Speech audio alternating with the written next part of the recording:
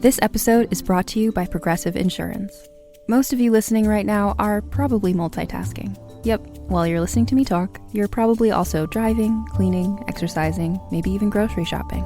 But if you're not currently operating some kind of moving vehicle, there's something else you could be doing right now that's easy and could save you money right from your phone. Getting an auto quote from Progressive Insurance. Drivers who save by switching to Progressive save nearly $750 on average. Plus, auto customers qualify for an average of 7 discounts. There are discounts for having multiple vehicles on your policy, being a homeowner, and more. And just like your favorite podcast, Progressive will be with you 24/7, 365 days a year, so you're protected no matter what. So multitask right now. Quote your car insurance at progressive.com to join over 28 million drivers who trust Progressive. Progressive Casualty Insurance Company and Affiliates. National average 12-month savings of $744 by new customers surveyed who saved with Progressive between June 2022 and May 2023. Potential savings will vary. Discounts not available in all states and situations. Well, the holidays have come and gone once again, but if you've forgotten to get that special someone in your life a gift, well, Mint Mobile is extending their holiday offer of half off unlimited wireless. So here's the idea. You get it now, you call it an early present for next year. What do you have to lose? Give it a try at mintmobile.com/switch. Limited time 50% off regular price for new customers. Upfront payment required. $45 for 3 months, $90 for 6 months, or $180 for 12-month plan. Taxes and fees extra. Speeds may slow after 50 gigabytes per month when network is busy. See terms.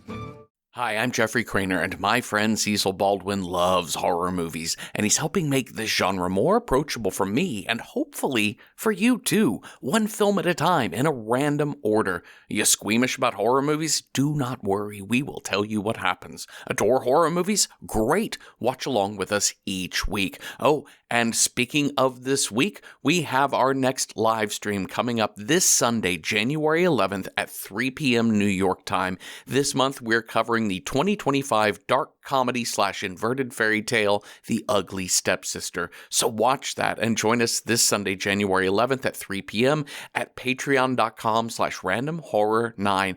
Our live streams are only $5 and you get to help us pick the film. We, of course, do a random draw from all suggested movies. Plus, Patreon members get the back catalog of more than 60 previous live streams, not to mention an ad-free feed of all regular episodes. So join us this Sunday, January 11th at 3 p.m. Eastern Time for The Ugly Stepsister. That's at patreon.com/randomhorror9. But that's later. Let's talk about today's episode. As always, check the show notes for content warnings about this week's episode discussion and film. This week we randomly rolled a 6 for Psycho Killer and a 3 for 1980s. Here is episode 303. Top number generator. Podcast number 9. This week on Random Number Generator, horror podcast number 9, Opera, 1987. Warning! Spoilers ahead.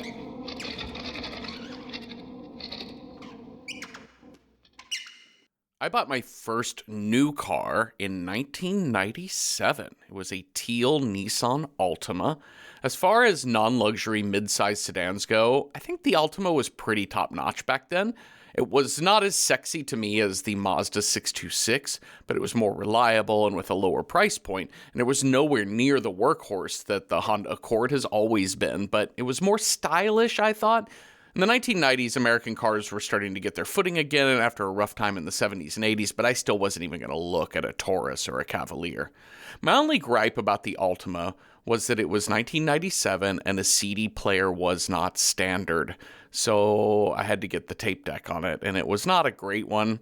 I bought one of those cassette player adapters for my portable CD player, and that seemed to work fine, though that's a lot of wires and extra stuff everywhere. Still, it did the job, and I could sing along to any and all cast recordings I wanted to: Kiss of the Spider-Woman, Chess, Sunset Boulevard, and yes, suckers, even Jekyll and Hyde. I was desperate to get rid of cassettes from my life at that time, not necessarily because of audio fidelity, just because of storage. like driving around. Like the narrow body CDs were not only easier to store in your home, but they could be kept in albums. So unlike cassettes, you could carry like 100 or more CDs with you in your car in something the size of an overstuffed Trapper Keeper. But years later, I kind of miss cassettes. Like I miss the ka-chunk of the deck and of the buttons. I miss being domed by the cassette's refusal to shuffle or skip. You want to hear this album? Well, you're going to have to hear it tip to tail.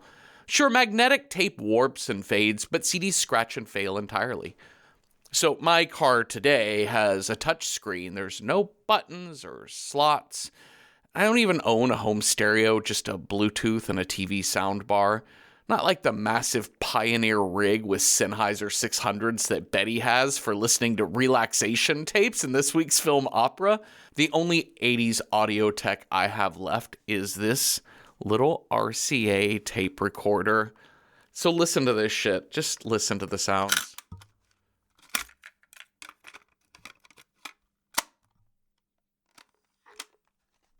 Out. Imagine the air flowing down your arms and out through your hands. We won't listen to that autogenic recording from the NHS from 1996 that I bought on eBay back when we were making Within the Wires for the first year of that. There you go. Hi, Cecil. Hi, Jeffrey. What was the first CD you ever bought? Because we grew up in cassette time, or we were born in cassette time. Well, it's hard because I'm trying to parse out. Do you remember when you'd go to Target or Sam Goody and you would get like the long sleeve for your cassette so that way you didn't steal it? You know, like when you would go and it was like the size of, I don't fucking, like nothing, like a very long book. And then you would take it home and you'd have to get through all the packaging and then it would be just the cassette inside. But that was also like, I'm trying to remember when that swapped over. And your question was my first cassette or my first CD? My first CD. Probably Mariah Carey's Emotion. Okay. Yeah. Maybe. I think it was like, I'm trying to remember. I came to contemporary music very late. Because my parents had a hi-fi system, and they had records from their youth, and we had a record player, and I listened to that and the radio until I was like in high school. So I kind of missed out on the Tiffany, years of like when everybody else like bought the Batman soundtrack. I missed out on all that because I was listening to like Janis Joplin and Simon and Garfunkel of my parents' generation. So I like had a few years of cassettes and then swapped to CD. And I think it was probably around like Mariah Carey's debut. Yeah. So like 1990-ish sort of thing. That sounds about right. Yeah. I think mine was like 88 or 89 and I got Paula Abdul's Forever Your Girl. Yep, absolutely. Because Straight Up was just a banger. Yeah. But I think I had all that on cassette. Like, I think it took me a long time. Like, I remember my first car was a classic car. And so it didn't have anything. It had the radio. Yeah. Yep. And so I just had like a little portable boombox that I would just keep in the back seat. And I would have to like take the cassette out and like manually just like fiddle around with it in the backseat, which is like the most unsafe thing in the world. Yeah. But that's what we did to listen to my Weezer Blue album while driving around. Oh, you know what actually was one of my favorite CDs? This was like me and my friends in high school. Somebody had, it was like the Time Warner Best Songs of the 20th Century. Whoa.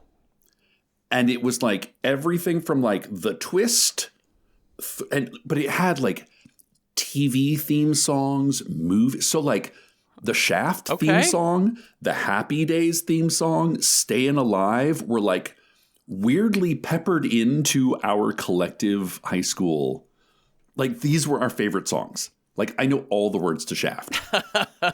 There's no reason for that, for a 90s kid to know that, but it was because of this one best of through the ages kind of CD. That's so good. I love those. I almost asked the question of, do you remember the first song you downloaded? And I was having a real tough time because I don't really, I remember MP3s being a thing even in the late 90s. And then kind of early on there, we didn't really like go from it went from like CDs to a period of like illegal pirating downloads before we got into like, because the music industry refused to sell digital copies of anything for the longest time. So Napster and Kazaa and all that shit. That was all like pirate stuff. And even for me, like it wasn't until well after college that I didn't have a laptop, I didn't have a computer. Those things were, what am I doing? Word processing? Come on now. So I didn't have an iPod until a friend of mine gifted me his iPod 1. Wow. Years later. And I was like, wow, I finally get this thing. Now, how do I take my 3 giant books of CDs and put them onto this stupid fucking thing? Yeah. Yep. I did have an answer for the first song I ever like bought online that I paid for to download. Okay. I think it was, I don't even know if this website, I think it was mp3.com, but it was like an early place where like people were like sharing music. But I think early on you could like buy things, I believe, for like 99 cents or so. Anyways, it's like early 2000s and I downloaded a song called The Good Old Hockey Game by Stompin' Tom Connors because I heard it on the radio during hockey season, and it's Stompin' Tom Connors is celebrated Canadian folk singer, amazing storyteller, and Good Old Hockey Game absolutely slaps, and I love that song. That checks out in your personal history, Jeffrey. And everything about that story love sports, checks out. Love Canadians, love folk music. Yep, love folk music. Yeah, love somewhat obscure, but like it sounds like kind of a banger. You know, it's only obscure in America. I think every Canadian has heard that song to nausea. Okay, so speaking of music, we watched Dario Argento's opera. You've seen this many times before, right? I have seen this a couple times. But, here's the thing. This is unfortunately one of those movies that kind of like gives up the gas halfway through for me. Oh, yeah. Like I've seen this movie fully a couple times, but I've maybe seen the first part of it more than that. Yeah. When I'm just like, okay, I'm good. Because honestly, as soon as Daria Nicolodi dies, I'm out. Yep. Like, much like every other Dario Argento movie, I'm like, as soon as his wife is out of this movie, goodbye. She's the best part about this film. Just overall, I had a fun time with this movie. It kind of took me until about the last half of the movie to start settling in a little bit. And like the last half, I was going through a lot of emotions about a lot of feelings about how whether I thought I was enjoying myself. Yeah. But I think it finds there's some humor to it in its aggressive style. And by the end, I loved the ending of this movie. It's so wild. It reminded me a little bit of Inferno, but I think way more successful in that it's kind of whimsical and imaginative in a way that doesn't really care about realism or continuity. No. It almost feels borderline fairy tale, or I've used the example of like kids playing with dolls. Would you like some tea? Yes. I will make you some tea. Like it's just kind of like first draft, best draft. I love that this movie ends with our protagonist, Betty, literally touching grass. Yep. Which honestly, best thing for her. Go touch grass, Betty. Yeah. Yeah, if you've witnessed half a dozen murders in the last, 5 days, you probably should, you know what? You need to go be friends with that lizard. Stop. That is cruelly trapped under a stick by somebody off camera. Stop and lay in the flowers. Stop and talk to the flowers is kind of what she does. Talk to the flowers, girl. All right, so this movie opens on an eyeball. It is a raven's eyeball. I love it. I mean, this movie is so flawed, much like a lot of Argento. It's so plot, dialogue, but But look, the costumes and the sets and the overhanded style of it all. I love it. Yeah. Well, I mean, Like, it's not. I guess this is a giallo movie, right? It's a Black Love Black Killer. Love Killer. It's all in the realm of it's a mystery. Who done it? Lots of deaths. Yeah. Although it doesn't. This one kind of doesn't give the. Like we're going to throw 20 characters at you. Which one is it? It's not too obvious, but it is a little obvious. It It's doesn't. a little obvious. There's literally one person not in the room when the first person gets murdered. And you're going to meet him 2 minutes later. It definitely fits the kind of like cheap mass market trade paperback sort of style, which is what giallo is named for, the yellow pulp fiction novels, pulp mystery fiction. novels. And I think that Argento really does that pulp fiction-y stuff well in his movies. And He weirdly elevates it. Yeah. Like he takes trash and makes it kind of pretty and is like, look, something better. Yeah. And This is like a pulp fiction version of Phantom of the Opera. That's it. And I think I have, a lot of us, I think, are enamored by that kind of like the American noir style, which is more of the fast talking, smoky roomed, lights, street lights coming in through the slats of the smoky office of the PI and the fast talking dame and whatever else. And Argento is so great because he doesn't do that. He actually makes everything like lush and colorful and fabulous and sexy. And I don't know. It's just he puts his own spin on what we get from a mystery noir thriller. Yeah. Okay, so I love this setup. All right, we're at the Opera House. We're at La Scala or wherever the shit we are. And the prima donna, Mara, is battling with the director because he has chosen to put a junkyard on stage for this production of Macbeth, and he's hired a bird trainer to bring in a bunch of ravens That are like, quack. She can't handle it. I wouldn't handle it much either. Cannot handle it. Okay, two things I love about this. One little fun fact. Vanessa Redgrave was hired to be La Diva. Oh. She never even made it to set. And for some reason, she had to drop out. And she got paid. But it just like completely, she had to be rewritten around. But that could have been Vanessa Redgrave. Amazing. I know, right? Like peak Vanessa Redgrave. I'm going to tell you that I think this lady does a great job, though. She's not in it much, but where she is, I'm like, aces. Well, what I find interesting about this is that, so we're talking about tropes of giallo, and a lot of it is the killer POV. The point of view cam, the killer cam, which is then going to be copied in Halloween by like a lot of, et cetera, sort of taken over the pond to America. This is the only movie in which the not killer, a non-killer, gets a POV cam. Because we never see the diva. No, it's like her on stage and she's like, I cannot work like this. And we hear her voice and she's like, her little minion is minioning. She's like, here's your shoe that you just threw at a bird. And he's like he's trying to give it to the camera. And we have this beautiful long shot of her leaving the stage, walking off stage, yelling at the director, yelling at the thing, and we get this sense of space as this diva walks out of rehearsal and then into the lobby where people are trying to beg her to come back, begging her for autographs. We get the crush of what it must be like to be an opera diva by literally living in her skin.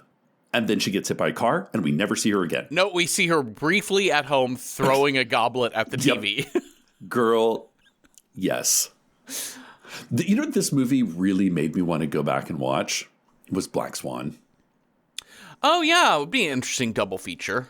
Like kind of another take on the diva understudy. Uh-huh. The nervous understudy. Yeah. Cracking under pressure film.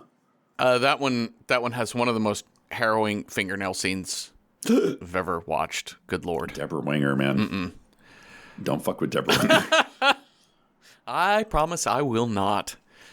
So our diva, our prima donna, she's done. She's not going to be able to perform tonight. We're supposed to be doing Macbeth. It's not a setup. No. It appeared like she wasn't pushed. But weirdly enough, there's a girl, we now cut to a girl who's sitting in, I don't know, a fucking Venetian mansion, I guess. Is this attached to the opera house? Is it like her apartment is somewhat normal. Like it's old and big, but it's not the Venetian mansion that dude lives in. Yeah. But it's like real fucking nice. Yeah. And she's listening to classical music and she gets a breathy phone call saying, "You're going on tonight." She's like, "What? Who, me? Are you happy?" What? I don't know who you are. And then minutes later, oh my gosh, you have to get ready. Daria Nicolodi comes in. Daria Nicolodi is her agent. She's like, "It's your night. La Diva's been hit by a car. This is amazing." And this girl starts crying. She's a little nervous. She's too young. She doesn't have the voice. Macbeth is bad luck. But Daria Nicolodi's like, "Smack, smack, smack, smack. Girl, get your shit together." That's a great opportunity.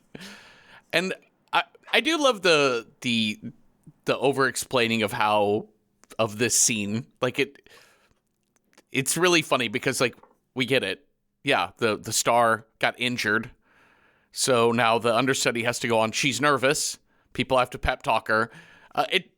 It goes on for a while, but I didn't find it objectionable. It's just also simple. Like I was just kind of delighted by the simplicity of it. They say simple. That the word Macbeth is unlucky to say in the theater. Do you believe in that superstition? I don't think that's true at all. And I'm like, okay, God bless you guys. It's the same with the Soprano, the sex habits of the Soprano. Oh my God. You're like, okay, you're making a meal out of this one thing that I think should have been like an hors d'oeuvre at best. Right. We also meet our director, who is very like, I love this director character because again, there's this fun sense of meta. He's a horror movie director. Yes. Who kind of doesn't give a shit. He's kind of a nihilist. Who is now directing an opera because he thought it'd be cool. Isn't that Argento? Yeah. Isn't that just Dario Argento in like character form? Yeah, so we've got Marco and we've also got Stefano, who is our stage manager, boyfriend, or like he's the like fresh-faced little guy. Mira is Daria Nicolodi. That's the agent. Yeah. And we'll also meet Julia, who is the costume, not designer, but a wardrobe, head of wardrobe. She is this is a one-woman show, apparently. She ain't got no help. No.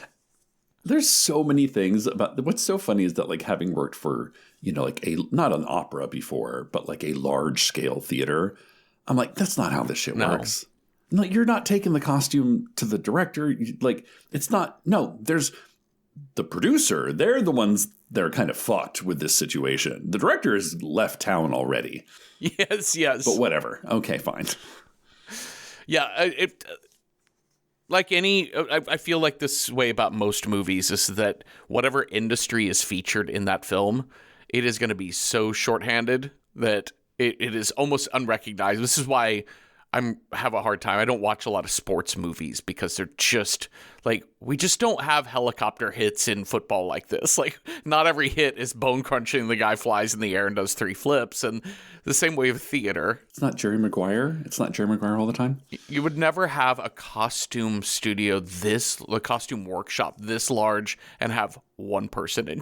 One person. One person who has to like we're going to get to it. Yes. Anyway. So yeah, she's got to go on. She's got to do the thing. And we're it's a big night. It's a full house. Oh, wait.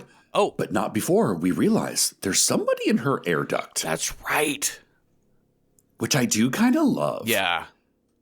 I mean, it makes no like the Betty. Good for you, Betty. I'm like, who the fuck is this kid? Who are you? Because we have a couple things happening here. We have dream sequences. Yeah. Flashbacks. Unknown. So that way, so there's like a fantastical element that continues to happen of these, every once in a while, like this kind of violence against this woman, some unknown woman is being like, we just see in a dream sequence, like sort of screaming and falling. And we're like, okay, I don't know who this person is, but it seems kind of dreamy. And then also we see like an 8-year-old girl being like, go, Betty, go. You're going to be great, Betty. So apparently that's not a dream sequence. Okay, so, well, the first thing we're going to see that's going to be a little bit like, here's the mystery, is there's like a shadowy figure in the air duct that we can see behind the grate. So we're like, uh-oh, that's the killer. But also the killer just called her, so like... So how did he he have like... Well, we'll find out later that that's not the killer in her air duct. Yes, of course. Because that's Alma, which we'll get to. So, big night. We've got, I love this backstage chaos sort of thing. It's so good. You have this. It's also not, this is not how this shit works. Maybe it is in Italy. Maybe. This might check out for Italy, but. In the 1980s, like maybe. Yeah. Yeah. But I love that we have our new prima donna, right, in Betty, who is being costumed, and all of the other, like, the hair, makeup, and costume people all these other women are around her, like, just getting everything right and scrambling, and you've got a stage manager assistant, like, telling her things. And then meanwhile, you can see over here's the baritone, and some other guy from the orchestra smoking. Fucking smoking a cigarette. Just having a cigarette and just not giving a shit. It's such a great shot. Meanwhile, as we're preparing for this show, we've got the killer cam sneaking up through backstage, through the audience, sneaking up into the loge level to get to the boxes. And he sneaks into one of the private boxes, and he's got his binoculars to watch.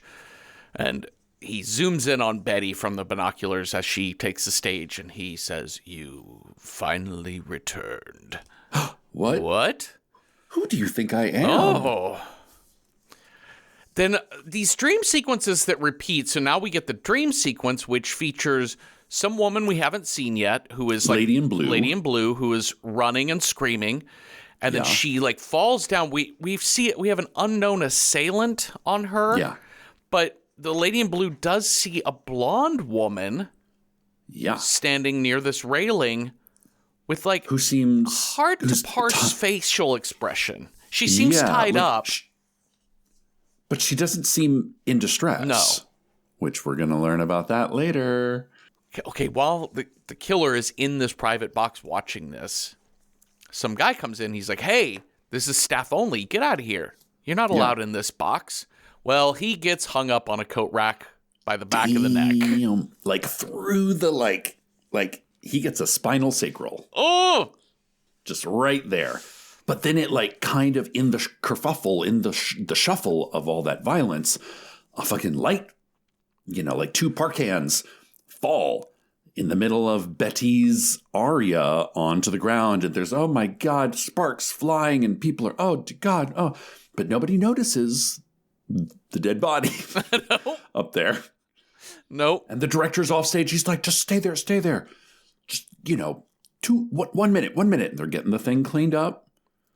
Keep going. And they jump back in. She finishes her aria. And oh my God, she made it. And also there's birds flying at her from every direction. Yeah. She catches a bird on her arm and she's singing. And she's holding a gun that she never shoots, which is a whole other thing. I got to talk about Marco's direction for this opera. What the living shit is happening?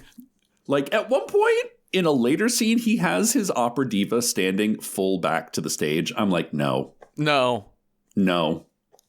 absolutely not. I kind of wish that there was a little bit better opera. Like, you do, yeah. Like the within the movie opera had been a little bit more interesting or a little bit more like dangerous. Yeah. It is more. I remember. So when I first joined the Neo-Futurists, Desiree Birch, former guest of the show, famous UK comedian now, Desiree Birch had a piece. She was a member of the Neo-Futurists, and she had a piece. I think it was called "What My Family Thinks I Do When I Tell Them I Do Performance Art," and it was her just taking off her shirt with a bunch of Neos dancing around her, chanting, and throwing slices of American cheese onto her. That sounds about right. Yeah, so you just kind of take this like trope of performance art looks like this, and then you just play it up for the laugh. And I feel like this opera, they're trying to play up the idea that this guy is a stylized movie director, like a wannabe auteur horror film director. So he's trying to make opera that is gritty, but stylish, like Argento. But I think it's Argento, like Desiree, kind of making fun of her own style. Maybe. I think it's Argento because there's like the supers in this are all like just naked women in like I love that. It was great, but it's just the type of thing you think an avant-garde theater director would create. It's also what, 1987?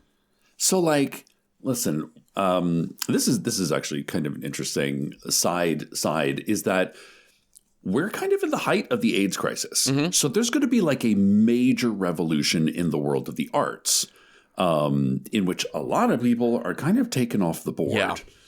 And we're going to have this sort of the Fran Lebowitz, monologue about how like a lot of those people, the really influential artists were the kind of sexy, cool ones who got laid a lot. And so the second, third, fourth string kind of rise to, so like a major revolution in art is underway. Yeah. So the idea of putting, oh my God, you put an ugly, crashed airplane on stage. Ugh, it's so disgusting. But like, this is where people are thinking, like, let's shake things up. Let's dirty up the high-minded art forms. Yeah, I agree. I agree wholeheartedly. I agree with you too that I wish that the opera staging were more interesting, and I think ultimately just like competent, because I clocked that too, where there's some weird continuity things about having this giant junky but intriguing plane crash set to open. Yeah. But when we see the opera later, it's got a more like classical monochromatic drab, like it's a big old stairwell. It's a big old staircase. Like it's very like Greek looking shit. Let's just say Ming Cho Lee hasn't happened yet. Right. Yeah. Yeah. Like he's not, like he's on the verge of kind of revolutionizing what theatrical sets are and could be. And actually, honestly, the giant floating skull above the stage, it's kind of it's a little Ming Cho Lee. Mm-hmm. If you don't know Ming Cho Lee, go look up his sets, because he almost single-handedly kind of redefined what we think of theatrical sets for the 21st century. After this big ovation, here's our third element that you mentioned earlier. It cuts to this little girl sitting on her bed watching the opera on television. Oh, that's right. It's televised. And it's televised. Right. And so the little girl is like clapping and being like, "Well done, Betty. You are beautiful." But it was so quick. I was like, what the Who the fuck is that? I wrote little sister because I just was like, oh, does she have a family? Does she like, is this her mom and her little sister or something? / also the dubbing is like, who did this voice? who did this to you? Because they need to be stopped. This little British family. Betty. Oh, yeah, I know this whole family. This mother and daughter, because the Cockney sex worker mom is... Who do you think I am? I'm your neighbor. But then her little posh daughter, what is this combo of accents? What is happening? Okay, so... What is this building? I'd rather see a movie made about the people just in this building. Yeah, I want to see Italian-only murders in the building set at this apartment. Oh my God. Okay, next season of Only Murders in the Building takes place Giallo. No, it's just Giallo style. God, I would love that. We know Michael Cyril Creighton. We can call him and see if he has any word. Like you just see that the black Clintons just like floating shots through like some Manhattan building. Martin Short's like, oh, I'm sorry, I didn't see you there. Okay, so then it cuts to Mara, the prima donna, the diva who was injured. She's at home with her leg propped up because she's home from the hospital, I guess, and she just curses the television and throws her wine goblet at it. And her like super tall, handsome gay assistant is like, come on now, be a good sport. What if I told you that 2026 is the year you launch your business? Maybe you've got an idea you just can't shake, or that hobby that everyone in your life is telling you to sell. Taking that first step and finally taking action can feel impossible. But with Shopify, all you need to turn your dreams into your new future is at your fingertips. Make 2026 the year you transform into the entrepreneur, founder, and boss you were meant to be. And the one powerful move to make it all happen is starting your business with Shopify. Shopify gives you everything you need to sell online and in person, giving you all the tools to easily build your dream store. Choose from hundreds of beautiful templates that you can customize to match your brand. And you can set up quickly with Shopify's built-in AI tools that will help you write product descriptions and headlines, as well as edit product photos. Millions of entrepreneurs have already made this leap, from household names like Gymshark and Mattel to first-time business owners just getting started. Marketing is built in too. You can create email and social campaigns within Shopify to reach customers wherever they are. And as you grow, Shopify grows with you. The same dashboard that you start with will evolve as your business does to handle more orders and expand to new markets. In 2026, stop waiting and start selling with Shopify. Sign up for your $1 per month trial and start selling today at shopify.com/realm. Go to shopify.com/realm. That's shopify.com/realm. Hear your first this new year with Shopify by your side. Welcome to our ugly home. Reddit is back for a historically hideous season. It's our 100th ugly house. This place is mayhem. That is impressive. And if these walls could talk, Do you cry a lot? I do. they'd have a lot to say. What in God's name is this pit? Don't get too close. No, if you've seen the show, I'm scared of cat. Ugliest House in America, season premiere, Wednesday at 8 on HGTV. Okay, so afterwards, everyone's so excited for Betty, but like Betty during her aria, she could hear screaming from one of the private boxes, and no one else could. That's weird. Yeah, that's weird. Afterwards, she's getting all this congratulations. So a couple of things she gets. She gets Julia, the costumer, comes in as congratulates You her. were amazing. Julia's lines up until the point where she gets murdered is always, oh my God, you look and sound great. I hate this director. He's bonkers. This director, yeah, like too much. But also, I'll skip ahead because I just think it's funny. The tall, handsome, gay assistant of Mara comes in with a gift for her, and it's a little gift from Mara, and it is a bottle of what we learn to be ginseng, like a Ginseng. That is what it said on the text. Oh, That it's a bath. It's like it's a bath oil. Oh, okay. Because I was like, oh, it's perfume. Or But it could be an oil. It could be a perfume. It's like a perfume because I think then Julia's like, oh God, no, La Diva always stank of that stuff. Yeah. But it's like an old-fashioned perfume. Yes. I thought it was like an alcohol, but then they're smelling it, and I'm like, oh, I realize this must be a perfume. But the assistant, but she says it with an accent, or whoever the woman is that identifies it, she's like, she pronounces it Janson. Janson. But it's Jurgens. It's Jurgens. Jurgens Body Wash. They say it is X body spray. X? Exe? But yeah, she's according to closed captioning, it is ginseng, is what she is. Okay. I'll buy it. aromatizing herself with. Sure. But the big one is she gets a stage door Johnny. He's tall. He's blonde. He's kind of beardy. He's very handsome. He brought her a single flower, which I love. Later, she just tosses that flower down like it's fun. She's like, whatever. Yeah. But he's like, can I get your autograph? And she's like, yeah, sure. And someone's like, not professor, inspector. And she's like, oh, you're a police officer? It's like, yeah, we could be fans of opera too. Sure. But there's like a lot of people going in and out, and he kind of gets like shuffled away. Then Stefano comes in, young stage manager. This is just such a funny moment to me because he comes in, he's like, oh yeah, I guess there must be an inspector because, yeah, one of the stagehands died tonight. Anyways, Can I get a kiss? You were beautiful. This is great. Jeffrey. See, I've been doing it all wrong in asking women out. I need to bring bad news and then bury it quickly and ask if I can get a kiss. You're like, yeah, somebody died in the building. Anyway, do you want to make out? Did you see Did you see what Trump did today? Can I kiss you?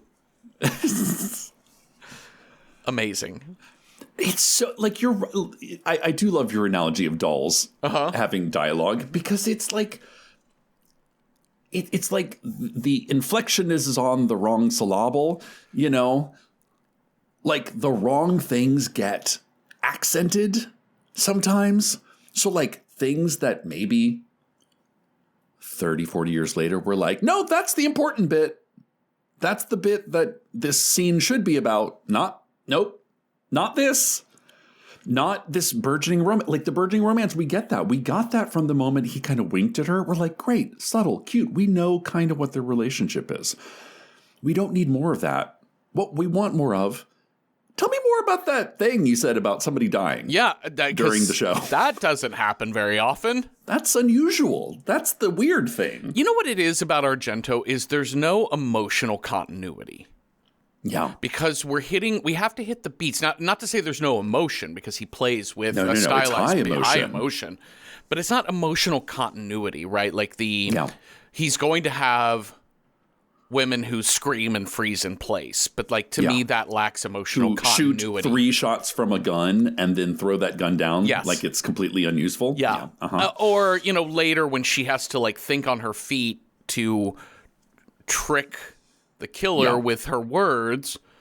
A brilliant idea, great plan. But also like the seamless way she just moves to, I just thought of this. I'm going to go lay in the grass now and look at the flowers and free a lizard. Yeah. Like, there's a lot to explore with trauma and a lot to explore with how our minds work in heated moments. He's not interested. And there's a lot to explore with what it means to have a stagehand that died. Everyone moves through this theater like nothing has happened. No. It is like saying, oh, did you hear Dave quit? Oh, tough. I didn't really know him. So that's kind of how it is treated.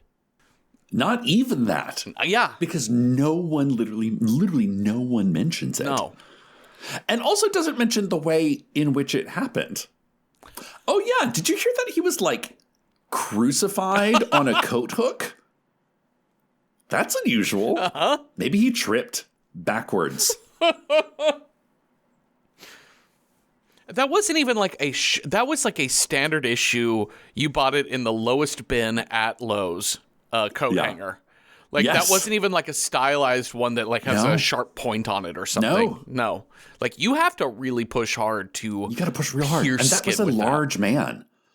That was a big guy. So there's a party that we never get to because Betty and Stefano are going to go try to have sex. But we learned that she's got some sexual issues.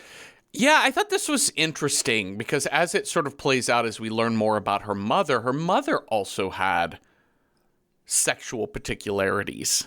Yes, she did. And so there is something with Betty as well. Sex and violence. Also, before we even get to the scene, there's like this long thing where we have killer cam that's actually another one of those flashbacks to the blue dress woman. Right. And another woman getting killed. But then also we have another killer cam moment. The killer breaks into the opera house, goes into the room where they keep the dresses and the birds. That's anyway, continue. Yeah. Mm-hmm. And he smashes the glass to take out the dress, and he's obsessed with that dress. He's obsessed, and he cuts it up. Yeah, he's like, This kind of reminds me of the like. Some of the voices remind me very much of one of the things that I like about Black Christmas. The sort of the like you can hear it up close, and it's like, yeah, I'm gonna kill you. Like that gross killer voice, I think is really scary, and I like that. Agreed. Well, the ravens, I like this too. I like the raven subplot, right? The ravens are smart. Ravens are very smart birds, and they figure out how to open the cage door, and they get out and they attack the shit out of this dude. Yeah. I do kind of love that, like, they're like, no, animals, no. That's another thing about Argento movies. It's like children and animals kind of are like, they psychically know who the bad guy is. Yeah. You know? Yep. Well, it basically runs him off, but he manages to do what he needs to do to the dress. The guard comes in after he's already escaped. It's like, fucking birds. Yeah. But we're going to learn later that from the bird wrangler, he's like, no, ravens are very, very smart. Or crows. But ravens are very, very smart. And they will remember being slighted by somebody, because he manages to kill like 3 of these birds in the process of them attacking. They know exactly. They know who that they is. remember. So Chekhov's revenge birds. Chekhov's raven. But the killer's having a busy night, though. Busy night. He goes from that, and then he sneaks over to Stefano's uncle's palazzo. Yeah, it's his rich uncle owns this, like, you're right, it is a Venetian mansion. It is like 30-foot ceilings. Like marble column. Who lives here? The Pope? He lives in one of the Vatican museums, right? Like he lives... Yes. He lives in the gift shop of the Vatican. They just put a bed in. That's it. But they're chilling. Like, I love this little, like... like Betty, she was kind of a little mousy. She's like, I'm just an understudy. And he's like, I'm just a stage manager. Let's smooch. A very PG kind of relationship. Unfortunately, somebody breaks in. Yeah. Black Glove Killer breaks in. And he doesn't kill Betty. He ties her to a post. He ties her to one of these marble columns. And he takes out a little piece of Scotch tape with needles stuck into it. Yep. And he puts it right underneath her eyes. This is like the craziest little like eye bag, like those little gold things you kind of like to keep the poofiness away. But it makes it so that she can't close her eyes without impaling her eyelids on sewing needles. I am going to call bullshit on this device even working at all. Because it's not holding her eyelids open. Like, you can easily close your eyes without moving the skin under your brow. Sure. That's all. I just was watching this being like, yeah, you could close your eyes. What? Yeah. And also, I think because of, not surface tension, what's the word I'm looking for in physics? You know how, like, you're able to lay on a bed of nails? Oh, yes. Because you can kind of distribute. Yeah, weight distribution across those points means that none of them will puncture you. So in the same way, like, you got like 6 needles going up there. I'm like, I think you could probably rest your brow on top of your eyelids. Yeah, if you just relaxed. Again, it's like, it's more about the image rather than the idea or the reality. So much of Argento. But the image, but the image is crazy good of this, like, kind of the like, the 2 eyes being, it's kind of Clockwork Orange. It's kind of evokes like a Jesus-y crown of thorns kind of thing. But then she's going to watch her super cute little boyfriend, her little twink boyfriend, get completely stabbed. Like, somebody uses the phrase butchered, and they're quite right. Yes. This is a great jump scare because you know it's coming. Yeah. He gets all the way up to her because he gets back from getting them both tea, and he's confused by, like, you're tied up with needles under your eyes, and what is happening? I don't even know what I'm looking at. And he's getting so close to her, and you're wondering, how long is the killer going to let this go on? Is he going to? And then just suddenly there is a knife right to his gullet, like in under the jaw, up through his tongue. Oh, A+, Argento. Really great, really good jump scare, built the tension, really gross, really like you can feel it. Like that soft spot. And also he's shirtless and he's very kind of like smooth and hairless. So like the blood is very glistening. Again, nothing looks sexier than Argento blood on skin. You know, it's Italian Vogue. I was surprised by how violent this particular death was, meaning because his deaths are pretty creative, you know, right? Like giallo deaths, you get like, is it Fulci that had like the full piece of wood through the eyeball? Yes, and shit the wood like that? through the eyeball. Like it's like a little mouse trap. Of death. This one, the repeated stabbing, because you keep seeing him try to like stop the knife and then cut his hand and then cutting his chest. It feels more like axe murder, chop, chop, chop, chop, chop, and less stylized, which I'm not mad about. I actually kind of think it sets the tone for the brutality of this killer. But usually I rely on Argento for gross, scary, but ultimately like stylized looks, and this one was like slasher. Why did she fall into a room that's entirely made out of razor blades? yes. Why is that room there? Totally. Why does she have to go through this? But at the end of the night, he cuts her ropes. The killer cuts her ropes and leaves. And she goes out at night in the rain, finds a phone booth, anonymously calls in the murder to the cops.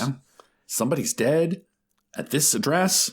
Who's calling? Nope. Click. No time. Can't. Nope. Don't have time for that. Oh, but Cecil, who's out? What?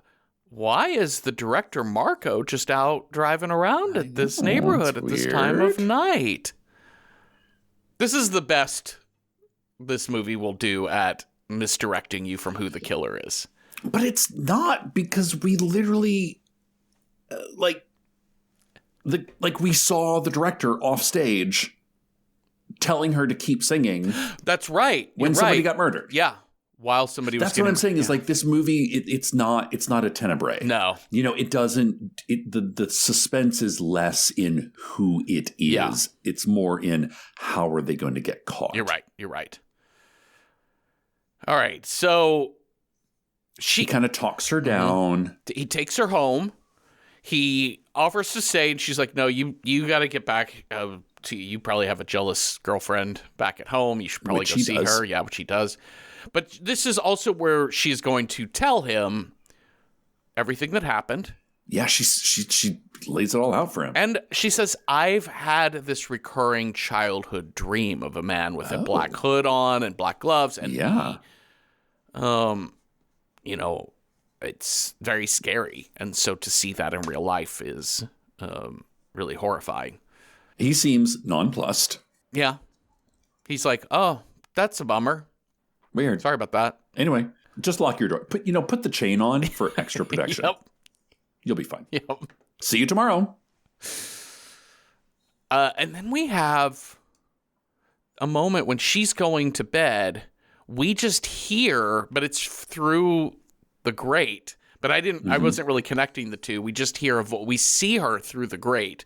So I'm thinking, oh, the killer is watching from the air duct again. Yeah. But then we hear that little girl's voice go, "Don't cry, Betty. Don't cry." I don't like it. I don't know. I don't get it. I don't like it. No. Unless you're a Victorian ghost, there's no need for this. I love the most European, but the most Italian couple is Marco and his girlfriend. Because so they're reading the reviews. This is just such a funny scene to me.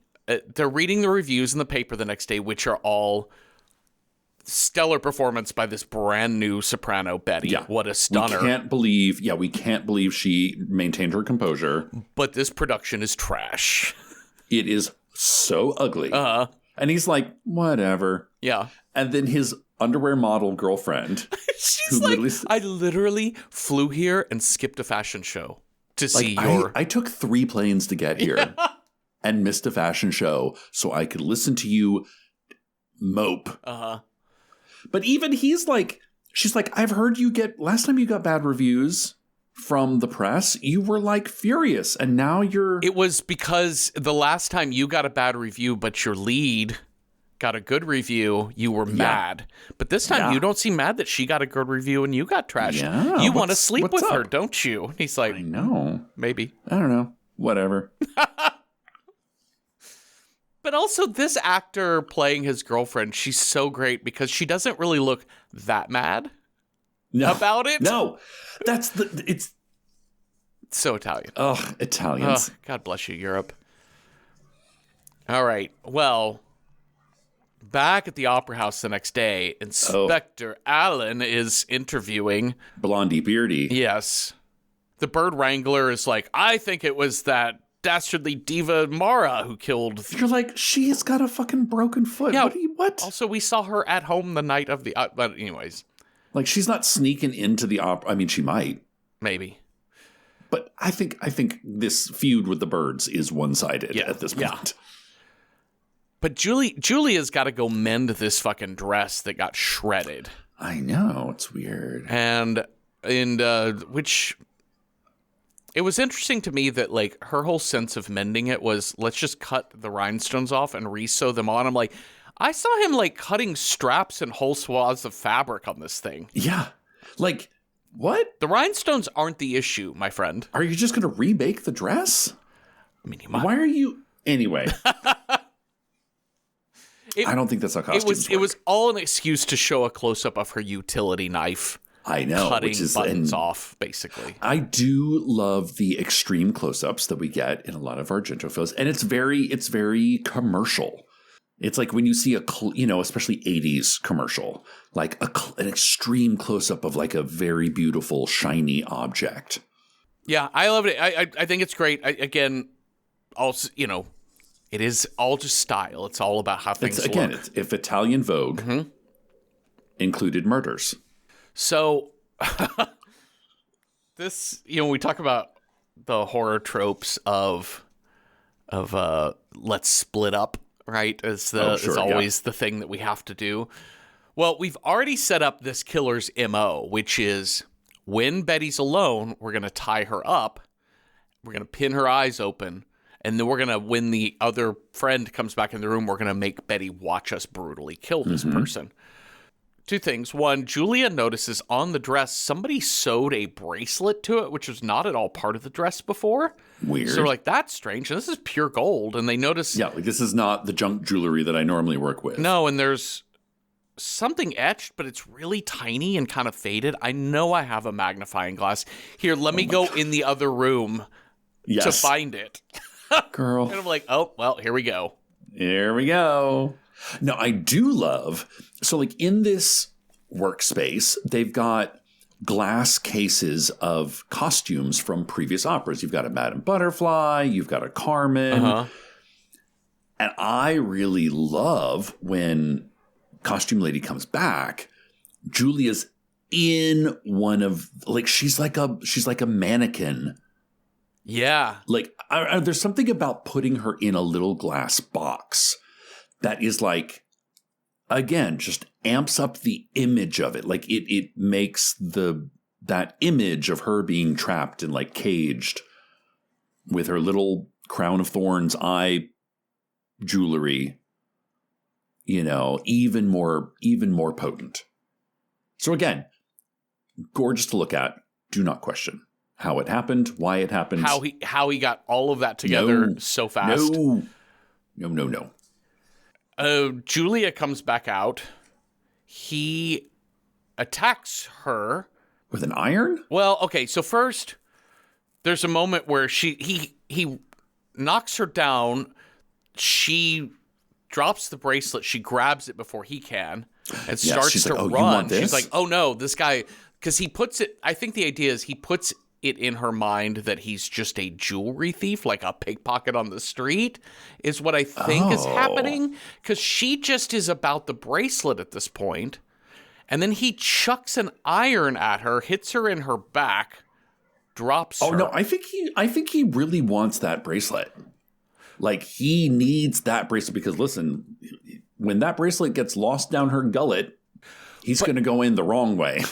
True, but then the scene that follows is him going outside to that little fountain. He rinses all the blood off of it and then just drops it down the drain.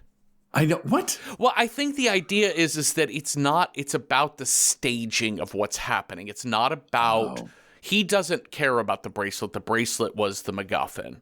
Okay. Okay. And so I think, again, playing with dollies to set up the scene, it doesn't hold together, but I think the idea is he doesn't want Julia to think right away that she's getting murdered. He's trying to stage a whole thing for Betty to watch. Oh, it's yeah, like try to make the most cat and mouse. If it's just like, kind of the first one was, here's your boyfriend I'm just dead. Gonna butcher him. Yeah. This one is a little more, and also I think Julia is just like, she's just a tougher character. Mm-hmm. Like she fights back until she doesn't. You guys, I know a lot of you out there listening probably aren't fighters. You're probably not a person who's like, I want to go to the gun range this weekend. I want to go hunting. I want to butcher my own animals and my own meat. I like crushing beer cans on my forehead. Yeah, if you're like me and Cecil, you're probably not that person. You're probably not the more aggressive, violent type or ready to fight. But if you are in a situation where you do have a killer upon you and you manage to knock them out with an iron to the back of the head, I need you to be willing to finish the job. Yeah. And I know it's just an exercise. I don't want you in the habit of killing people or things for no reason. Well, I would say there's a couple of options. Mm-hmm. If you're truly nonviolent, tie them up while they're still but start with the hands first. Yeah, I think tying up is tough because if they're doing like he's doing, which is faking dead. Yeah, that's true. While they're faking dead, you're going to need to like pound their head a couple more times with that iron. Yeah. That's horrifying to think about. But more horrifying to think about is having them stab you in the gut with a pair of scissors. I do love Julia's gumption to be like, well, fuck you. You can't have the bracelet. And she swallows it before she dies. I know. And so then he has to cut her open. He has to spatchcock that Julia. Yes, he does. To get that bracelet out. Yeah. But then he just drops it down the drain. He's like, I don't need that anyway. No. And also, we never learn what the date on it was or what it meant. Never mattered. Never figured out who. I mean, assuming it was Betty's mother, but got no answers. I think the whole idea was it was just to stage. I loved the moment when he just ditches the bracelet because the bracelet was so important. And at this moment, until it's not, because it let me know anyways that the killer is all about. The killer is as operatic a director, right? He's staging a big production. He's theatrical. Well, Betty runs into Inspector Allen at her apartment. And she's like, it's happened again. He's like, oh, fuck. Oh, that sucks. Oh, yeah. Oof. Okay, go upstairs, totally lock your... no, really. You gotta lock your door, Betty. I'm going to go check some... and she's like, no, I want to stay with you. He's like, well, you can't. Because that would be good policing, and we're not interested in that right now. But I will send my lieutenant, Michele Soave, who is also my bestie in real life. He's going to come by. How will I know it's him? He'll say Michele Soave. Yeah. Oh, in the movie, he's Danielle Soave. Oh, Danielle Soave. Yeah. Sorry. I'm so sorry. But this is, but in real life, it's Michele Soave, who is also, I think, in Demons. Demons, Cemetery Man. Danielle Soave, my assistant will meet you later. Only let him in. Okay. Anyways, okay. This is the point in the movie where I'm starting to lose my grip a little bit on who fucking Betty is. Like, what is her deal? What's your thing? Like, how does your brain work? There are a lot of cutaways to just a brain like pulsing Literally on the just screen. a brain. And like thump, thump, thump, thump. And then that thump, thump, I kind of like the like pulsing of the camera. I think it's a really cool effect. I do too. But I'm like, is Betty doing all this? Is Betty killing all these people? Yeah. Well, okay, so here's what she does is she goes back to her apartment. She's so fucking chill. She decides she's going to listen to some La Boheme. She's going to listen to a relaxation cassette that then plays opera during it. There's nothing but the sound of the music. Yes. Listen to the sound of the music. But also just her whole like demeanor. I feel like this was the first scene they shot and they didn't tell this actor what movie they were in. Because she's just walking around like, hey, I live in a nice ass apartment. I must be in a romantic comedy. Chill. Bet I'll meet the man of my dreams. But she also puts in eye drops because her eyes. Her eyes have been forced open. It's like, again, it's it's like Clockwork Orange. Like, you need to, you got to moisten. Got to moisten. But unfortunately, she uses KY jelly. She does to do this. Oh my God. She puts KY jelly directly into her eyeballs. And then it becomes the like, knock, knock, knock. Hey, it's Daniele Soave. Oh, yeah, come on in, girl. Hey, do you want a tea? No, I'm good. I'm just going to sit in your living room. Okay, let me know if you need anything. Bye-bye. Sorry, I have something in my eye. I can't. And it's like the like Barbara Walters Vaseline on the lens. It is, and she can't see shit. And also, my thought was, is her whole idea that the police are sending a detective to her just to stand guard over her? Yes. My thought would be that, like, because when she ran into Alan downstairs, and he tells her all this when she runs into the head inspector downstairs, tells him all this, this is the first he's hearing about it from her. In that scene, the whole idea was, why didn't you tell any of this before? That's right. That you were there the night that the stage manager was killed, or blah, blah, blah. It's just, it's these horrible things, and I was too scared. I don't want to talk. I don't even want to think about it. And so he's like, go upstairs, lock your doors. I'm sending a detective to you later. And so my thought was, well, that detective's going to need to get a report from her. She just kind of like blows it off and is like, well, you do whatever. I'm going to lay down. What? Yeah. You never want to put eyes on this man? You never want to see nothing? You never want to like sit and talk at all?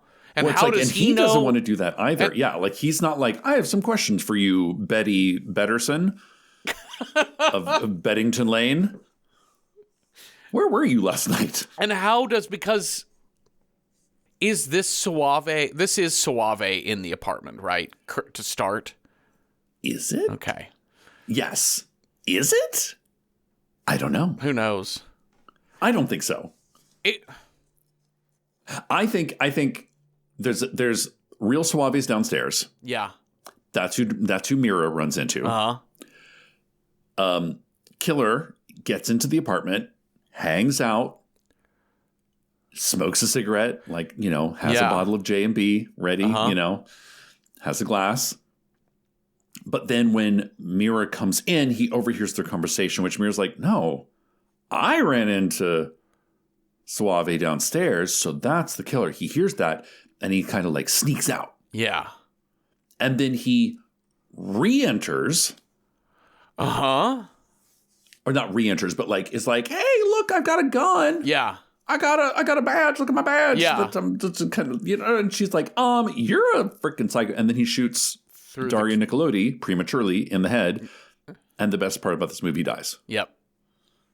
Not the best part. No, but Daria we stand Daria. We stand Daria Nicolodi. She is not in this movie very much at all, sadly. But like even the bit she is in, I love this little like the girls are like, oh fuck, let's just hide in the kitchen. Yes. Oh no, now what? Now we're in a kitchen. They have knives in a kitchen. I have a knife There's now. Knives? I need a knives.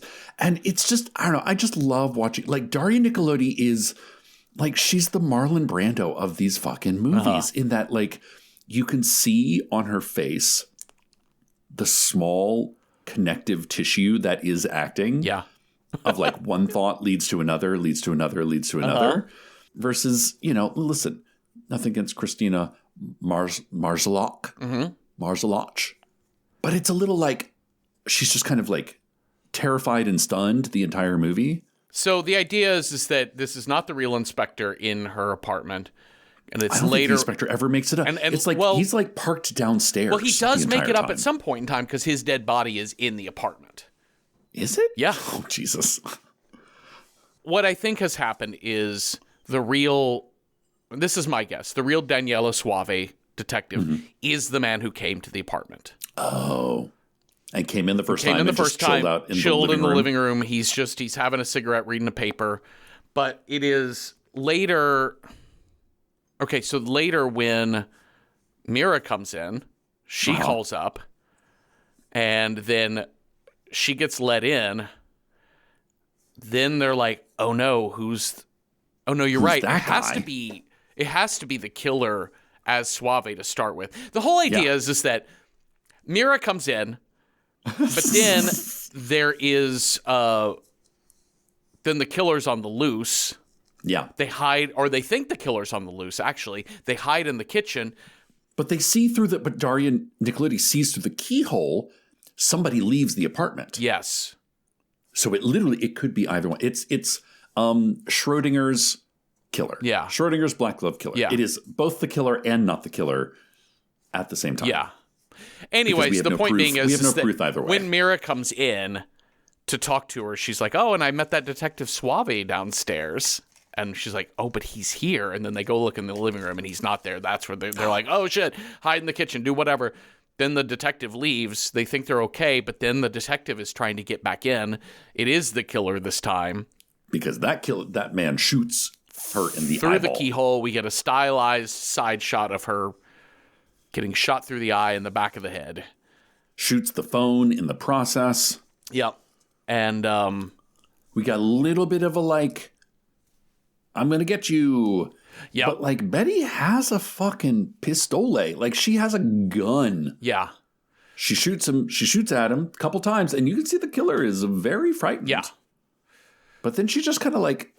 She just ditches it and runs. But in the process of the killer... So a couple of things. She distracts the killer by opening her window. Yes. And throwing a pillow outside, which is weighed down with 1,500 pounds of feathers and explodes and beautifully drifts away in the street. So gorgeous. Ties a bed sheet there, which I was like, is she signaling for help? She cranks up the opera. She's making it sound like she's staging like she escaped. Like she... Yes, but... Girl... I know. Girl. Well, and then she's going to hide behind a sheet. She's going to hide behind a lace curtain. I know, right? That is completely like see-through. Like one sheet is going to get you down 4 stories, and you're going to fall on a single pillow. She tracks the killer. She like follows him, and she's holding the knife, but then stumbling out of the kitchen is a man. And she realizes he's got a knife. That's right. He has already been stabbed. Who's been stabbed. Yes. And she looks down at his identification, and it is Daniela Suave. Yeah, so I think it is the real killer hanging out in her apartment. He leaves, kills the real inspector, comes back upstairs. Yes. So during this break, let me tell you about another movie podcast I like. This is not a paid ad. I legit just want to tell you that What Went Wrong is a great show about how hard it is to make films in Hollywood.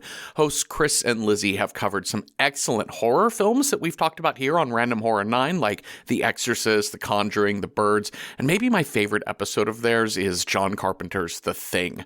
They also cover plenty of movies that aren't horror at all. I just think their show is so smart. It's well researched, and I learn a ton about movie making every time I listen. I hope you enjoy it too, so go get What Went Wrong wherever you get your podcasts. So during this break, let me tell you about another movie podcast I like. This is not a paid ad. I legit just want to tell you that What Went Wrong is a great show about how hard it is to make films in Hollywood. Hosts Chris and Lizzie have covered some excellent horror films that we've talked about here on Random Horror 9, like The Exorcist, The Conjuring, The Birds, and maybe my favorite episode of theirs is John Carpenter's The Thing.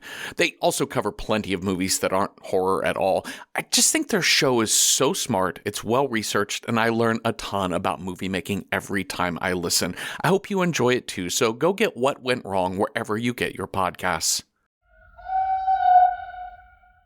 Okay, so, but she manages to get Suave's gun at this point, fires, misses. She hears little girl Alma, Betty, up here. That's the scariest part about this movie, I'm telling you. And she climbs up into the grate, closes it, and they crawl out this grate. I watch you all the time, and Betty. Wheeler, can you shut the fuck up? I watch you all the time. Your voice is so beautiful. Up. You're scaring I love me you so much, and you're Betty. going to alert this killer. Are you mad at me, Betty? Child! Shut up. I live with my mother, but I crawl through the grates. I can get to any apartment in the building because my mother is a whore.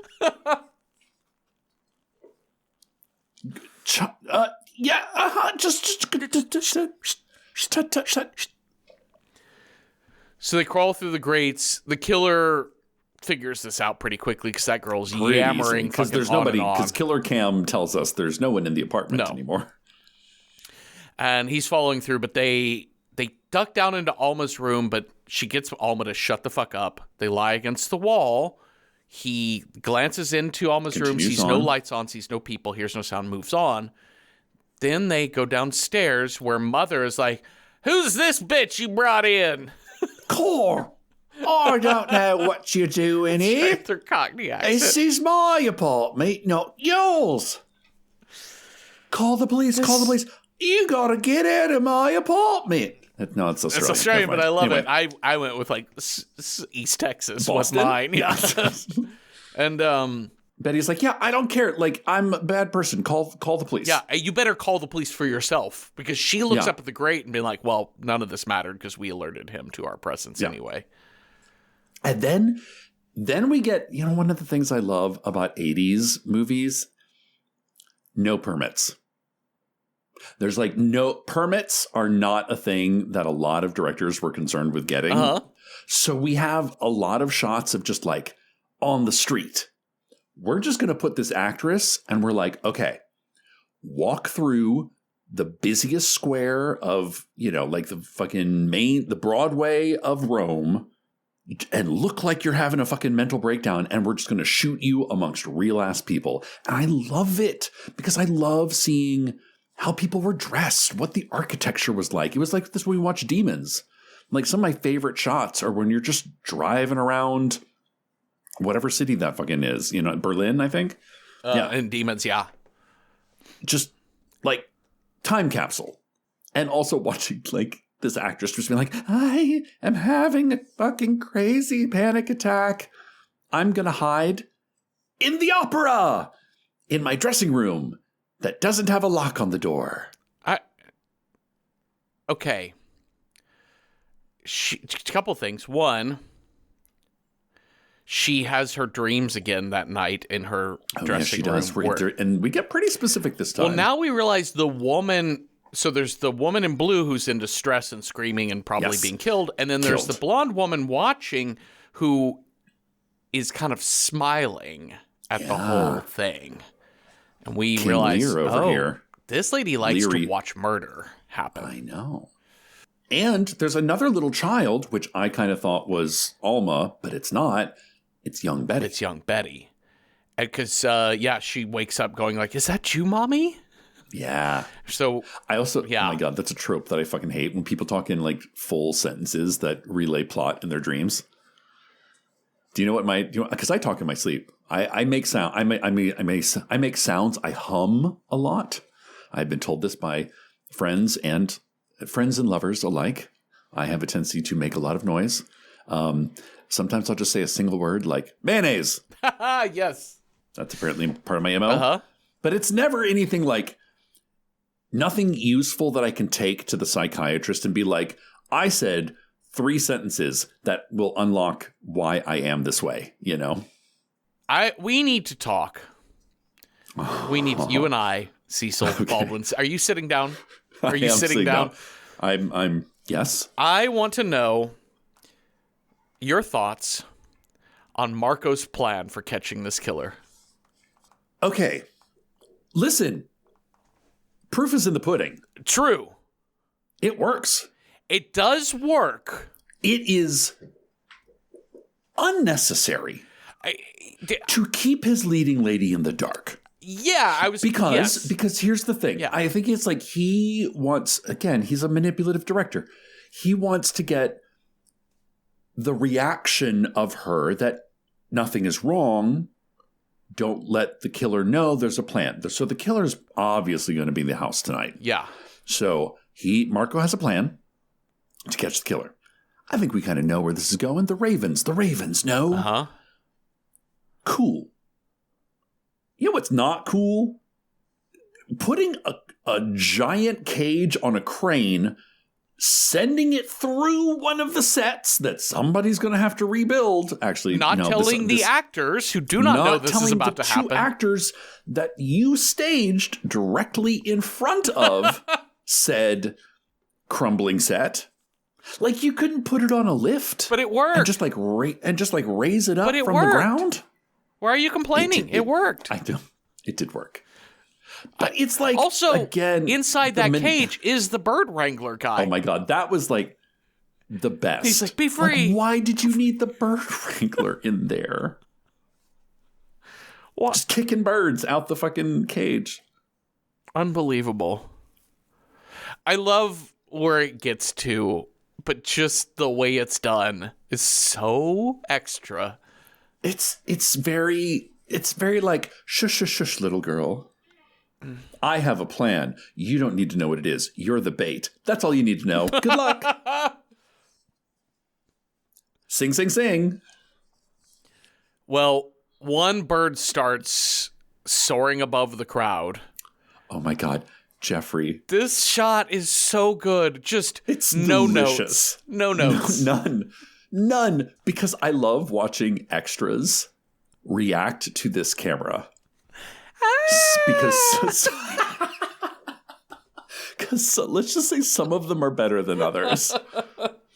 Some of them know that they're on camera and some of them don't. And some of them are very aware and are like, oh, I'm going to be able to spot myself in this movie.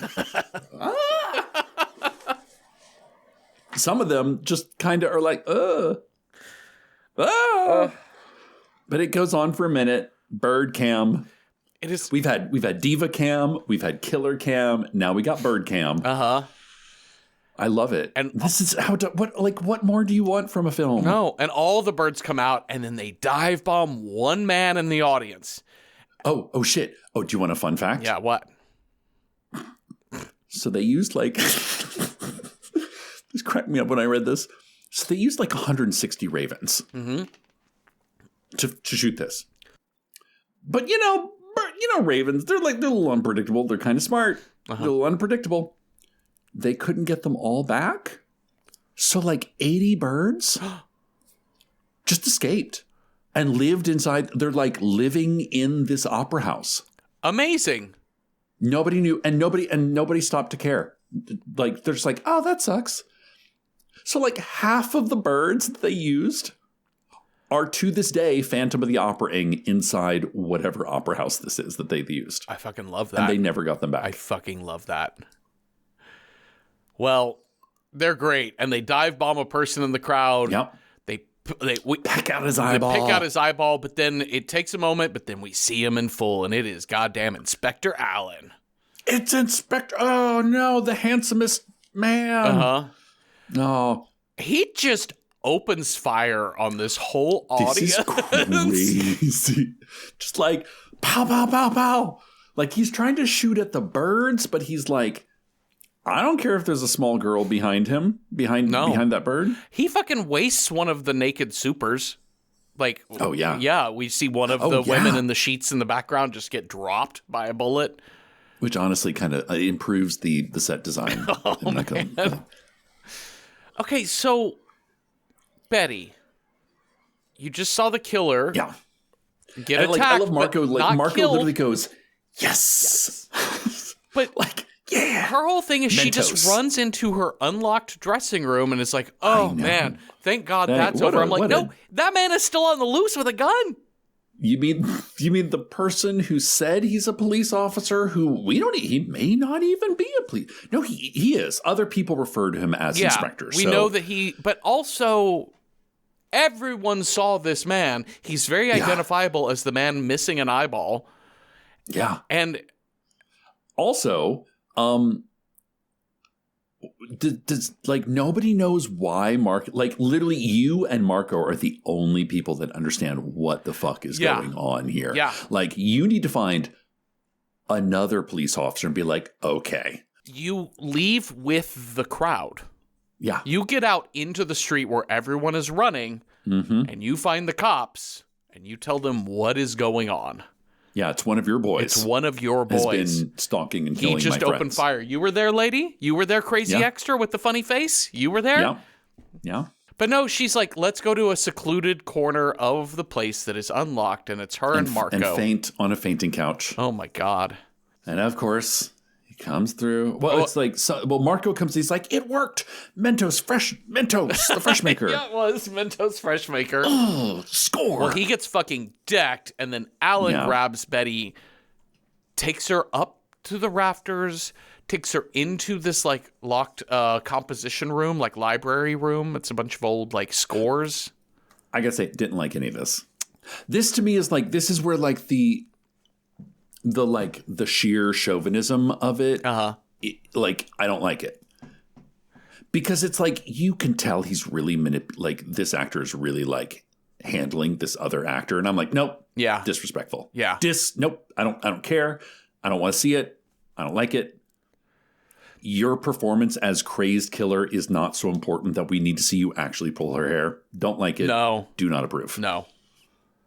Well, he takes her up to this room to tie her to a chair. And he also sort of says, he reveals basically, I was your mother's slave.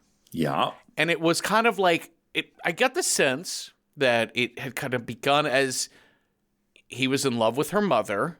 Yeah.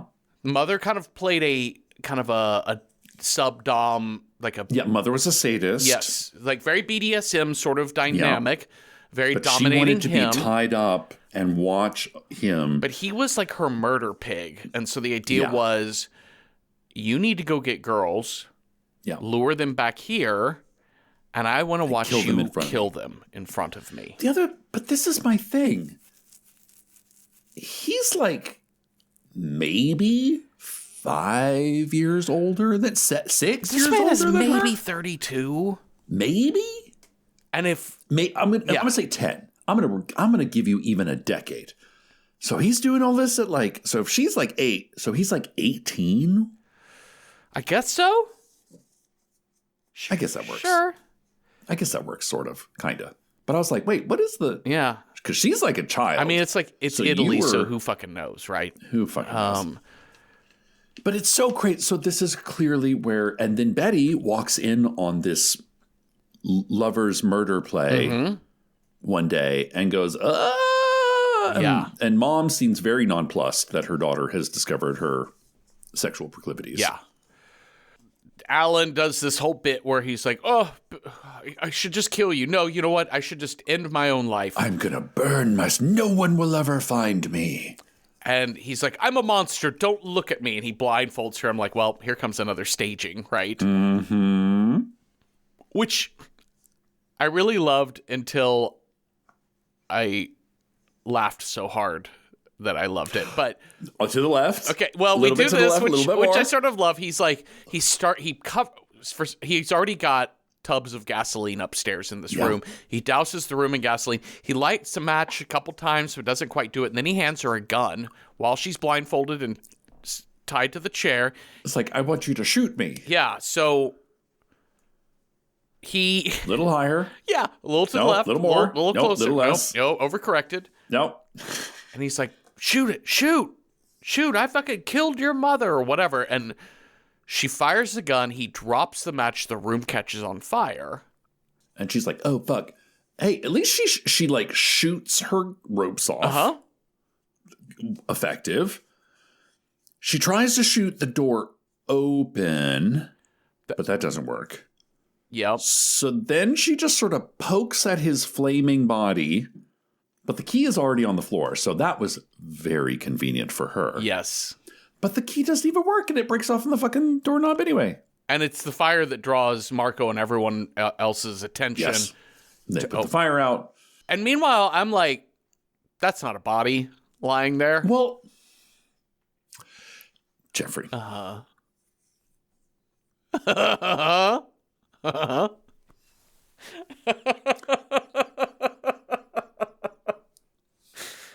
I'm not a cop. Nope. I'm not a professional. I'm not a doctor. I'm not a cop. I love this so much. But do you know how long it would take me to figure out if a charred, yes, granted. Uh-huh. But the difference between an actual human body and a straw dummy would take. Do you know how long that would take me to figure out? How long? Like 15 seconds, 10 seconds tops. And this is my thing, because if it had been the body of one of the victims, sure, that fucking Agatha Christie right there. Between this moment right here, with the flames and she's freed, yeah, and the day that they are in the French Alps, and the epilogue, how many days is that? Because it's like 2 weeks. It's like at least a week. And there is a news report where the anchor gets on there. He's like, police have examined the body of Alan, the opera killer, and determined it was a mannequin and not a human body at all. And I'm like, they've just now determined this? It took you a week to learn the difference between human flesh and plastic? That's the loudest I've ever laughed sitting alone in a room. It took you a week? You didn't realize it when you picked it up? That it was melted? Mammals don't melt. Like, you don't melt a side of beef. You don't melt a pork chop. No. You don't get a pork loin melted. No. Plastic does that. Rubber does that. Yeah. Oh my God. I was like, if it had been the body of if it had been the body of the boyfriend, if it had been the body of even a woman, I wouldn't even. Or just like you determine, like it's just some other victim that he just had some killed. person. But the fact that it's like, I found this mannequin in the opera house. And I halfway burnt it. And that will fool everyone. Again, like... long enough for me to get away. Sure, long enough to get away, but not a week. It's just... I love that... I hate it and I love it that Argento has... He writes all of his index cards. So here are all the beats that have to happen in my mystery. But, like, it is first draft, best draft. He just does... He never, ever, like, improves it or smooths it out. Don't question... Because we're not doing it. Every scene is its own thing. It's not connected to what's happened prior or the logic. Because you know what he's more concerned with? The coolness of a director who's tied a string to a fly and is trying to work. Like, his attention is elsewhere. Yes. Well, that's what old Marco is doing, is he's doing little screen tests of a fly in front of his handheld camera. And they're just having a great time. Betty and Marco are together, and they're staying in somewhere in the maybe Austrian Alps. Yeah, Italian Alps. Yeah. They've got the Dolomites or whatever. They've got a lovely German maid who's helping out, and they're planning like, oh well, we're gonna do La Traviata in Paris next. Okay. Cute. Meanwhile, they're like, thank God everything's all done, and then comically, like they hear the maid kind of like scream and drop a bunch of stuff, and they're like, ha ha ha, ha. Remember when that would have been scary? Drop that. Yeah. That sounds triggering, actually. I know. That sounds like... Uh-oh. Well, she goes outside to do Sound of Music. Yeah, exactly. She notices a couple things, like there's a bunch of German shepherds running around, and there's also a helicopter, like Swiss cops or whatever's happening here. Meanwhile, Marco hears the police report that it's kind of tough to tell the difference between a body and a mannequin, but the police managed to figure it out. They got manhunted. They got red dragoned. He's on the loose. He is on the loose. And he yells out the window, "Run! Run! The killer is here!" Because he finds the dead body of the German maid. And then here comes Marco. Or here comes Alan? What's his name? Yeah, Alan. Alan. The most Italian of names. Uh-huh. And he's wearing black, and he's got like a little cool little stitch across his eye. Yep. And then we just have like a chase through the Alps. And he manages to run her down. Marco tries to like sidestep. Yeah, Marco they get into a jumps tussle. in. They're like two men fighting it out, but he gets stabbed in the gut. Marco gets stabbed repeatedly in the gut, and he is dead. But Betty's like, okay, I'm gonna try again. It's like this actually happened. Like apparently, the screenwriter really loved the book Red Dragon, and then thought the movie Manhunter didn't do it justice, and so like literally was like, oh, we're going to do the Manhunter. We're going to do the Red Dragon ending. Oh, okay.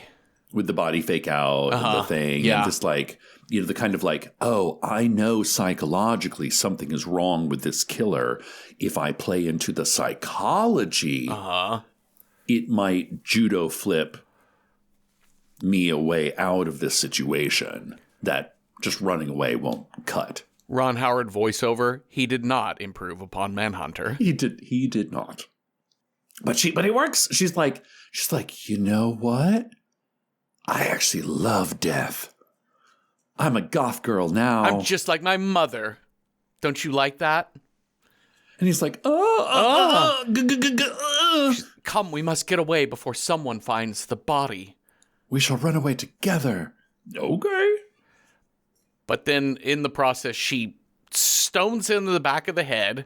Yep. And as he tries to turn around and attack her, just a bunch of cops. Just like, a whole search. 20 cops with fucking Uzis. Yes. I love an Uzi. Sure. In an 80s movie. Yeah. We don't see them as much anymore. No. They were kind of like Uzis and quicksand. Don't see much of them. Yeah, not a lot of Uzis or quicksand. Turns out quicksand isn't real and Uzis are very inaccurate. So I guess that's the thing. The authorities swarm him. As they're carrying him away, it was such a weird moment where he just starts screaming, "I didn't commit any crimes. I just wanted to free their souls." And that just seemed out of character. Yeah. Because that seems like a religious zealot killer. Yeah. Not a sexy Marquis de Sade. Yeah. 120 Days of Sodom kind of thing. It was just a weird beat. I mean, I guess it's just blanket. They're both from the pool of crazy killer tropes. Sure. Whatever. Well, the cops are like, "What did you say to him?" "Nothing, just some nonsense to make him go away." She's like, "Love your dogs. I saw them. That's how I knew you were here. Look at these flowers. Oh, there's a lizard trapped. I love you, lizard. Go free. Flowers. I am one with the flowers. I am one with the trees. I'm one with the wind." I'm like, girl, your boyfriend he's dead. Dead. And you're literally just like face full of grass right now. When she frees that lizard, I'm like, that lizard was kind of barely trapped. It looked like it could get out. It just was holding a stick. I was confused that it was trapped at all until I saw the Wikipedia synopsis afterwards, being like, oh, it was just trapped. Like, be free. She goes, "There, my beauty, go free." I'm like, it is free, lady. It's a lizard. It's yeah. It is also, already I don't think free. Lizards are like lizards in the Alps. Seems unusual to me. Maybe. However, Don't know. is the end. Shall we rate this movie? Yes, let's. All right. How approachable is opera? if you're a horror movie averse, on a scale of 1 to 10, with 1 being not at all approachable, 10 being a very approachable film, I might give Opera only 4 out of 10 Vengeful Ravens. Like, I think it's pretty... It's stylish. I think it's like the scariest of his movies I've seen. And I think it's the grittiest. It's pretty silly. I almost said the silliest, but that's not true. It does have the mannequin beat, which is chef's kiss. But I don't know. I think for a giallo, this is actually pretty gruesome. Because a lot of them, while they are knife killers and there's a lot of blood, I don't know. I thought the butcher stabbing was pretty intense of Stefano. I think while they don't show the spatchcocking, it is implied that that's what's being done, and that's really brutal. And the sounds in this are awful. So, yeah, I would say not as approachable as other Argento fare. But, Sure. yeah, 4 out of 10. The excessive blood and violence, it's got some solid jump scares. There is, he's always touching her inappropriately, so there's a sexual assault component to this, and animal harm of like people throwing shit at ravens and spooking these poor birds. I know, like manhandling these birds. Yeah.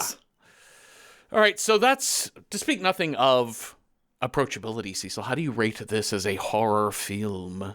As a horror film, it's a fun one. Yeah. It does kind of sag a little, like a lot of giallos do in the third act, but then it kind of picks right back up in the fourth and the final. I like it because it is grand and big, and it feels like a labor of love. You know, it's like you can really feel Argento's like, I'm going to make the biggest Argento I can do. Yeah. With this one. Yeah. And it's gothic. It's got fucking ravens and opera. It's so Italian. And I don't know, I think it's a lot of fun. So for that reason, I would say 7 out of 10 gold bracelets with no explanation. Perfect. All right, let's figure out what movie we will watch next. You've got a scare die. I've got a style die. Let's roll those up and see what movie we get that matches those two things. On your scare die, Cecil, if you roll a 1, our next movie scares technology. 2, vampire. 3, demonic. 4, a wild card. 5, a werewolf. Or 6, something cursed. That's a 5. Oh, we're going to get that werewolf we've always wanted. Okay, great.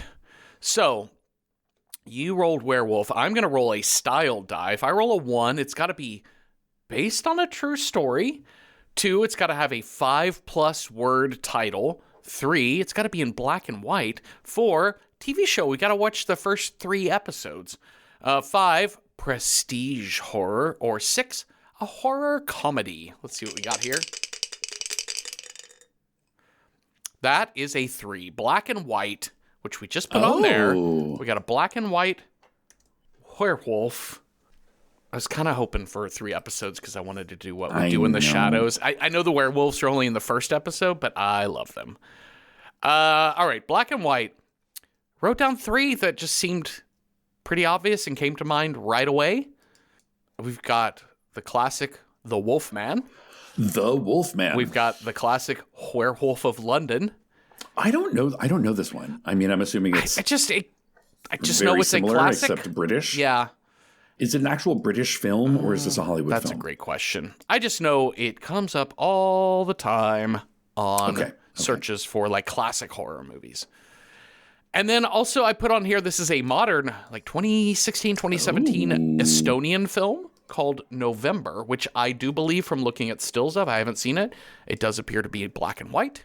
Yes, I think so. Got some werewolf action, a lot of witches, a lot of werewolves, a lot of spooky folk horror sort of shit. Yeah, very, very folk horror. Sounds kind of cool. So those are the ones we put on here, but let's go to our Letterboxd. We're at Random Horror 9 on Letterboxd. We keep lists of all possible die rolls every single week, and you can go look at those lists and leave comments for other movies we should consider. So what did people have to say about black and white werewolf movies? Maddie Parka recommends Marvel's Werewolf by Night from 2022. Oh, yeah. Which is, kind of Marvel. I don't know the history of this in the comic book world, but it's, a bunch of people hunting a werewolf. Yeah, yeah. And they're all vaguely superpowery. or something. I think I watched it when it came out, and I was like, oh, fun, Marvel. But yes, it was shot. There's a black and white version and a color version to sort of kind of harken back to the days of Universal. Half Price Horror recommends a film called The Mad Monster from 1942. Okay. A scientist attempts to prove to the intrusive voices in his head that he's not insane by turning his gardener into a werewolf in a scheme that's perhaps counterproductive, but tremendously fun. Okay, that does sound really fun. And you're like, you shut up. I'm going to turn my friend into a werewolf. Thomas L.R. recommends I Was a Teenage Werewolf. Oh, sure. 1957. I feel like this is, like, I don't know if this is horror, but I feel like this movie is, like, so influential to, like, Teen Wolf. Yes. And, like, kind of the sort of the WB Teen Wolf movement, you know? A troubled teen is sent to the therapist to curb his aggressive behaviors, but the therapist has a different plan, turning the boy into a real-life monster. It's silly, and they feel like both this and the following film, I Was a Teenage Frankenstein, have interesting takes on the way adults treat teenagers. It is not streaming, as far as they could tell. Okay. But it is just loose in the wild on YouTube. Okay. I have a feeling this might be one that's like, yeah, it's not truly a horror movie, but it might tell us more about the 1950s than it's like it's more about the zeitgeist of the era in which it was made than anything else.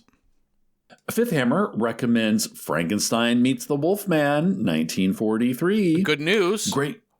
Episode 108 of this show, we covered Frankenstein Meets the Wolfman. Did we watch that? We did it with special guest Angela Pierce. Oh, that's right. This was a fun movie until it wasn't. It really I remember it tails off hard kind of at the end of the movie. But yes. Yeah. Love a crossover though. Yes, love a crossover. And finally, Kate recommends The Return of the Vampire, 1943, starring Bela Lugosi as a vampire and a werewolf. A vampire stalked during World War I is unearthed after a bombing raid and sets out for revenge.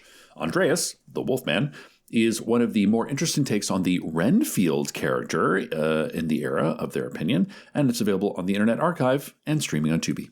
Okay, well... This is a toughie, Jeffrey. Like, I think we have a chance to watch a real horror homework here. In The Wolfman. In Wolfman, Werewolf of London, I Was a Teenage Werewolf, or... we watch a modern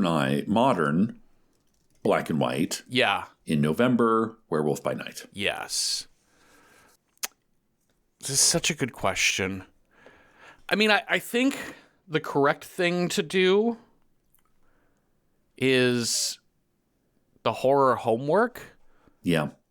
But I have been really wanting to watch November. Okay, so then it's, do we go with The Wolfman, which from Hollywood's point of view is like, you know, classic Universal monster flick. Right. Or Werewolf of London, which is literally the first feature-length werewolf movie ever produced. Oh, yeah. You know? Uh-huh. I think kind of precedes it. Yeah. Was it 1935 versus 1941?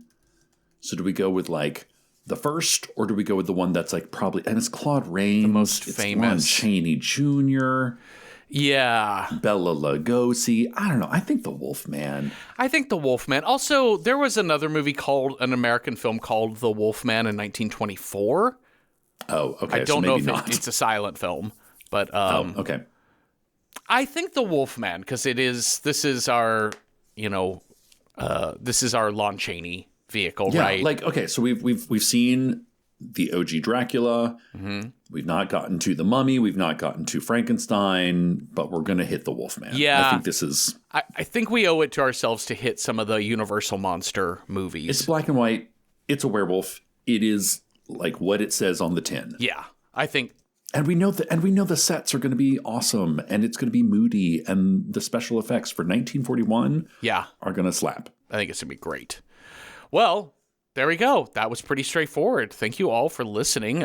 Thank you, Cecil, for talking with me. And if you have thoughts on opera or ideas for other movies that would have been good black and white meets werewolf horror flicks, let us know at Random Horror 9. We're on Blue Sky, Instagram, and on Patreon. And those public discussion threads on Patreon are for every episode, and you don't have to be a paying member to participate. So watch The Wolfman 1941 with us this week, and come on back next Tuesday for a new episode. Have a restful night with no one cutting up your disgusting looking dress or nothing. Boo. Boo. Hey y'all, it is Jeffrey jumping in one more time to remind you to join us this Sunday, January 11th at 3 p.m. New York time for our live stream episode of 2025's The Ugly Stepsister. It's at patreon.com/randomhorror9. Our Patreon's only $5 a month, and you get a monthly live stream where you get to help us pick the film. Plus, we have more than 60 previous live streams to listen to or to watch. Plus, you get an ad-free feed of the regular episodes. So join us this Sunday, January 11th at 3 p.m. Eastern for The Ugly Stepsister at patreon.com/randomhorror9. Okay, here are your credits and scary story. Boo. Random Number Generator Horror Podcast number 9 is hosted by me, Jeffrey Craner, and Cecil Baldwin. Find more of our work on the podcast Welcome to Night Vale. This show is produced by Night Vale Presents. It is edited by me with music by Cecil and logo by David Baldwin. See original artwork for each episode by David on Instagram. Join us for live streams on Patreon. Watch our recording sessions on YouTube. Chat with us on Blue Sky and contribute to our movie selection process on Letterboxd. We're in all of those places at Random Horror 9. Today's scary story. You are at an opera. The end.